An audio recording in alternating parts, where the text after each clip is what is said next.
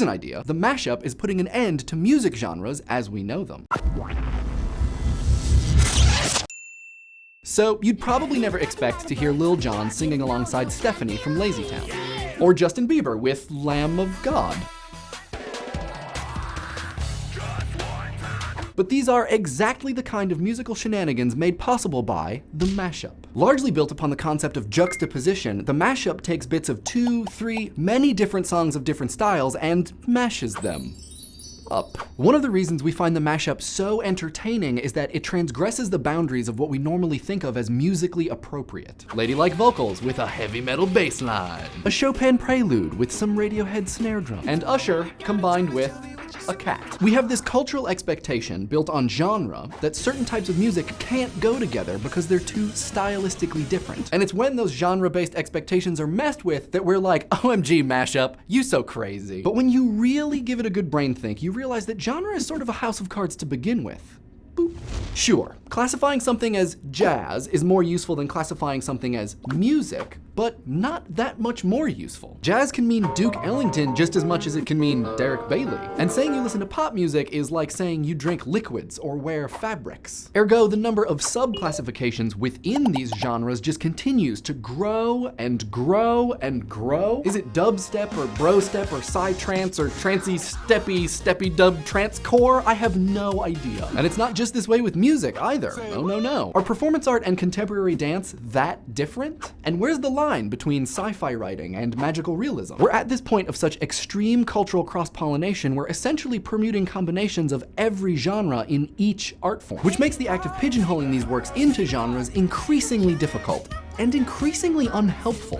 Which leads us to ask, hey genre, what are you good at? Well, turns out genre is great at selling. Genre designations influence what people listen to, what they read, what movies they go see, what they do and do not spend their money on a ton. But maybe even more so than selling, genre is great at defining communities. Anyone who has been to middle school knows that there is a huge culture of self-identification aided by music genre. Punk, hip-hop, and metal say much more about people than they do about music. Cultural sociologist Jennifer Lena explains that musical genres describe a system of orientations, expectations, and conventions that bind together industry, performers, critics, and fans in making what they identify as a distinctive sort of music. Which might provide a little insight into why, even though so many fans feel comforted by it, so many musicians find genre designations arbitrary and limiting. Legendary country musician Waylon Jennings said, "I've always felt that blues, rock and roll, and country are just about a beat apart." The mashup acknowledges that this is totally the case. It is post-classification,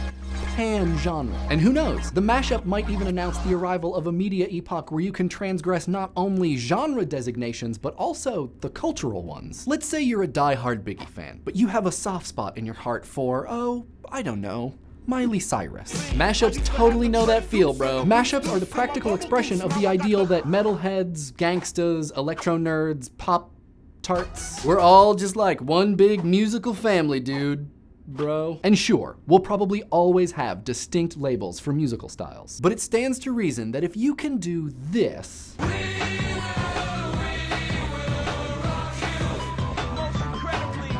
the distinctions probably don't mean a whole hell of a lot. What do you guys think? Does genre matter anymore? Let us know in the comments. And also, we got you this. We would love it if you opened it. Clicking opens it. Please subscribe. Galleries versus the internet.